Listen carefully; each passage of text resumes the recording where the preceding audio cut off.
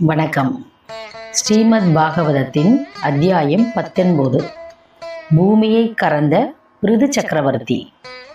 குடிமக்களின் மகிழ்ச்சியே தன் மகிழ்ச்சியாக கொண்டு தர்ம சாஸ்திரங்களில் சொல்லப்பட்ட மார்க்கத்திலேயே நடந்து வந்தான் பிருது. இவ்வாறு இருந்து வரும்போது மக்கள் உணவுப் பொருள்கள் விளையாத காரணத்தால் போதிய உணவின்றி பசியினால் இளைத்து போனார்கள். அதை கண்ட பிருது பெரிதும் விசனப்பட்டான். வெகுகாலம் இதை பற்றியே அவன் யோசித்தான். கடைசியில் பூமி ஔஷதிகளை தன்னுள் அடக்கி கொண்டு விட்டதால் ஒன்றும் விளையாது மக்கள் கஷ்டப்படுகிறார்கள் என்பதை உண்மையை உணர்ந்தான். பூமி தேவியின் மீது பிருதுவுக்கு சீற்றம் உண்டாயிற்று. கண்கள் கோவை பழம் போல சிவக்க அரசன் வில்லை கையில் எடுத்தான். இப்போதே அழித்து விடுகிறேன் என்று சப்தித்தவனாய் அம்பை வில்லிலே பூட்டி தயாரானான். அப்போது பூமி தேவி பசு உரு எடுத்து கொண்டு அவன் முன்பு ஓடத் தொடங்கினாள். பிருது அவளை விடாது துரத்தி கொண்டு சென்றான். 8 திக்குகளிலும் சென்று சரணடைந்தாலும் அவளால் பிருதுவின் கோபம் நிறைந்த பார்வையிலிருந்து தப்ப முடியவில்லை.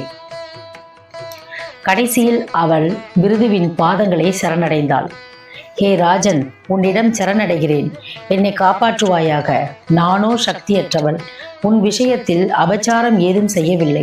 அப்படி இருக்க என்னை கொல்ல துணிந்தது ஏன்? மகா பாதகியாக இருந்தாலும் பெண்ணை கொல்ல எவரும் துணிய மாட்டார்களே. நீயோ தர்மவான் என்று புகழப்படுகிறாய். அதர்ம வழியில் பிறரை நடக்க அனுமதிக்காதே. நீ எவ்வாறு பெண்யாகிய என்னை கொல்ல முன்வந்தாய்? என்னை கொன்றுவிட்டு நீ எவ்வாறு பிரஜைகளை ரட்சிக்கப் போகிறாய் என்று அஞ்சலி செய்து கேட்டாள். ஹே தேவி, அபச்சாரம் ஏதும் செய்யவில்லை என்று கூறிக்கொள்கிறாய். நீ என் விஷயத்தில் பெருத்த அபச்சாரம் செய்துள்ளது உனக்கு தெரியவில்லையா? உன்னை கொள்வதால் குற்றமும் இல்லை. பசு தினமும் புற்களை மேய்ந்து வந்தும் மடியில் இருக்கிற பாலை தராது அடக்கி வைத்து கொண்டிருந்தால் அந்த பசுவை தண்டிப்பதில் தவறு ஏதும் கிடையாது. அதே போலத்தான் உன் நிலையும் இருக்கிறது. என் ஆக்கினைகளை ஏற்றுக்கொள்ளாது இருக்கிறார். யாகத்திலே உனக்கு அவிர்வாகம் அளிக்கப்பட்டு வருகிறது. அப்படி இருக்க நீயோ மக்களின் நல்வாழ்வுக்காக பிரம்மதேவனால் அருளப்பட்ட ஔஷதிகளை வெளிப்படுத்தாது அடக்கி வைத்து கொண்டுள்ளாய். அதனால் தானிய வகைகள் பயிராவதில்லை. மக்களோ உணவில்லாமல் பசியினால் பீடிக்கப்பட்டவர்களாய் மெலிந்து விட்டனர். ஆகவே உன்னை கொன்று உன் மாமிசத்தால் அவர்களுடைய பசியை போக்கப் போகிறேன். தன்னைத்தானே சிலாகித்து கொண்டு பிற உயிர்களிடத்தில் தயை இல்லாதவனை கொள்வது அரசர்களுக்கு தோஷம் அன்று. கடமையிலிருந்து தவறிய உன்னை வதம் செய்து உன் மாமிசத்தை கொண்டு என் யோக பலத்தின் மூலம் மக்களின் பசியை தணிக்கப் போகிறேன். அரசனுடைய வார்த்தைகளை கேட்ட பூமி தேவி அவன் கோபத்தை நன்றாக உணர்ந்தவளாய் அவனை நமஸ்கரித்து பிரார்த்தித்தாள். அரசே, பரந்தாமனுடைய அம்சமாக தோன்றியிருக்கும் தங்களை அந்த நாராயணனாகவே காண்கிறேன். சர்வ வல்லமை உள்ள உமக்கு அனந்த கோடி நமஸ்காரம் செய்கிறேன். ஜீவராசிகளிடத்தும் அன்பு பூண்டு தயையோடு ரசிக்கிற தாங்கள் என்னை கொல்ல விரும்பினால் நான் வேறு யாரிடம் போய் அடைக்கலம் புகுவேன்? பாதாளத்தில் அமிழ்ந்திருந்த என்னை தாங்களே ஆசீர்வாதமாக அவதரித்து பிரளய ஜலத்தில் நின்று மீட்டு காப்பாற்றினீர்கள். இப்போது என்னை கொல்ல விரும்புகிறீர்கள். பகவானாகிய தங்களுடைய காரிய அவசியத்தை அவிவேகியான என்னால் எப்படி அறிய முடியும்? ஹே ராஜன், கோபத்தை விட்டு சாந்தமடைய வேண்டும். தங்கள் பராக்கிரமத்தை கண்டு நடுங்கும் உடலோடு நிற்கும் என் வார்த்தைகளை சிறிது கவனத்தோடு கேட்க வேண்டும். புஷ்பங்களில் உள்ள மதுவை வண்டுகள் கிரகிப்பது போல விவேகி எல்லா பொருள்களிலும் உள்ள சாரத்தை கிரகிக்கிறான். தத்துவத்தை உணர்ந்த மகரிஷிகளால் புருஷார்த்தங்களை அடையக்கூடிய உபாயங்களினால் அறியப்படும் சொல்லப்பட்டும் இருக்கின்றன. அவர்களால் அறிந்து கொள்ளப்பட்ட உபாயங்களை சிரத்தையுடன் கை கொள்பவர்களே அவற்றை அடைகிறார்கள். மற்றவர்களுக்கு அந்த புருஷார்த்தங்கள் கிட்டுவதில்லை. பிரம்மதேவனால் என்னிடம் சிருஷ்டிக்கப்பட்ட ஔஷதிகள் விரதாதி நியமங்கள் இல்லாத துஷ்டர்களால் சாப்பிடப்பட்டன. உம்மை போன்ற அரசர்களாலும் அதை தடை செய்யாது விடுபட்டு விட்டதால் நான் அவற்றை என்னுள் அடக்கி கொண்டேன். ஏ ராஜன், முன்னர் மகரிஷிகளால் அறிந்து கொள்ளப்பட்ட உபாயங்களால் அந்த ஔஷதிகளை அடைவதற்கு தகுந்த தகுதியோடு தாங்கள் விளங்குகிறீர்கள்.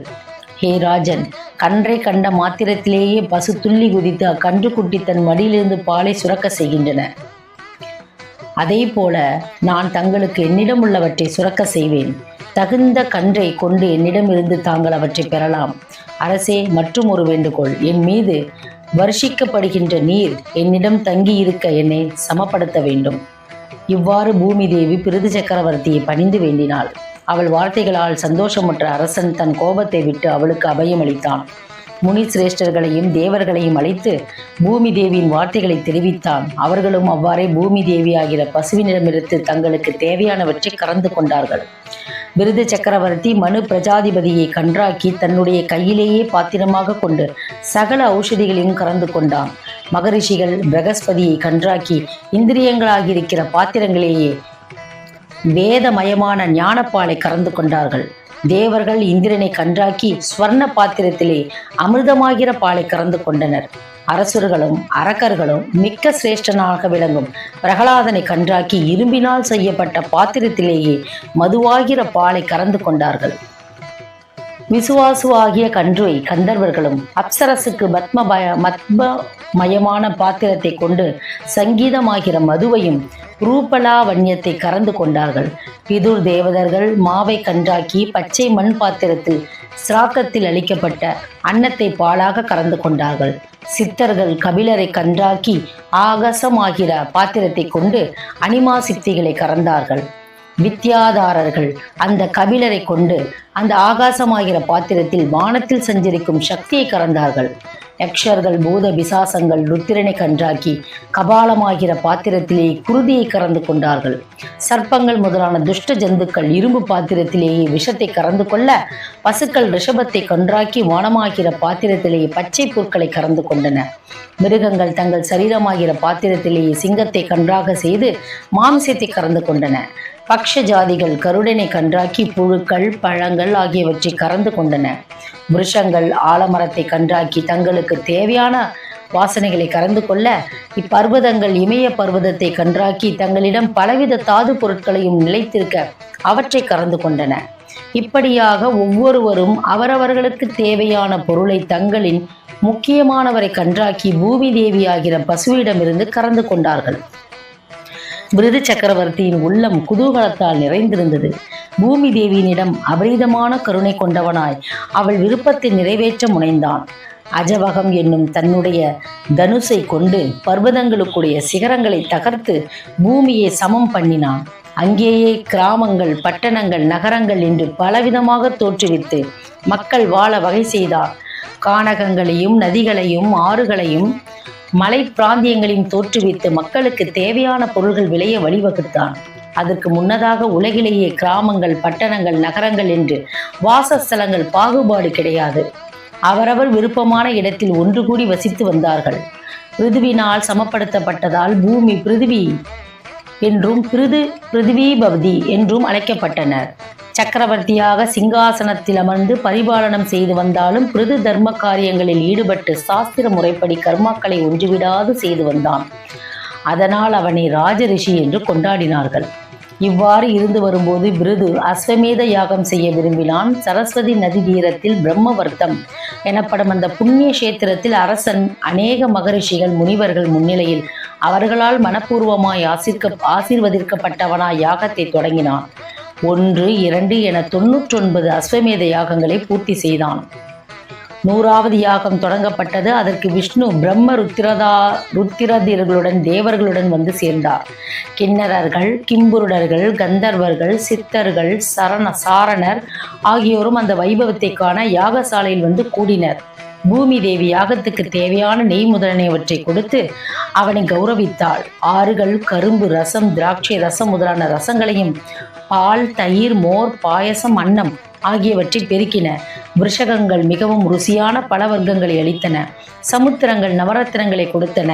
இப்படியாக ஒவ்வொருவருக்கும் தங்கள் தங்கள் செல்வங்களை யாகம் பூர்த்தியாக அரசனுக்கு கொடுத்து கௌரவித்தார்கள். மகாவிஷ்ணுவினுடைய அம்சமான பிருது சக்கரவர்த்தி அந்த நாராயணனை போல் பிரகாசித்து கொண்டு யாகத்தை நடத்தினான். இதன் தொடர்ச்சி அடுத்த அத்தியாயத்தில் பார்ப்போம். நன்றி, வணக்கம்.